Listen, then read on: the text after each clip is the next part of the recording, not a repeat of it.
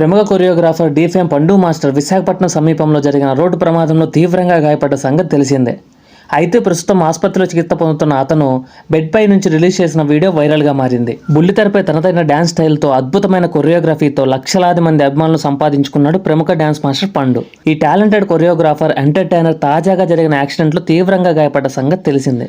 ప్రస్తుతం హాస్పిటల్లో కోలుకుంటున్న అతను ఒక వీడియో రిలీజ్ చేశాడు. సోషల్ మీడియాలో వైరల్గా మారిన వీడియోలో పండు మాస్టర్ మాటలు ఫ్యాన్స్కి బాధ కలిగించేలా ఉన్నాయి. కళ్ళ నిండా నీళ్లతో నొప్పితో అల్లాడుతూనే అతను ఆసుపత్రి నుంచి మాట్లాడాడు. తగరపు వలసలో ఈవెంట్ చేసుకుని స్టార్ట్ అయ్యాం. నాకు వాంతి వచ్చినట్లు అనిపించింది. అనంతపురం దాటిన తర్వాత రోడ్డు పక్కన ఆగాం. బయటకు దిగా. కారు ముందుకు వెళ్ళి వాంతి చేసుకుంటున్నా. అప్పుడే కోల లోడుతో ఉన్న వ్యాన్ స్పీడ్గా వచ్చి కారుకు డాష్ ఇచ్చింది అని పండు మాస్టర్ ఆ వీడియోలో పేర్కొన్నాడు. ఇక కోల వ్యాన్ ఢీకొట్టడంతో మా కారు నాపైకి దూసుకొచ్చింది. కారు నాపై ఎక్కడంతో 2 కాళ్ళు ఫ్రాక్చర్ అయ్యాయి.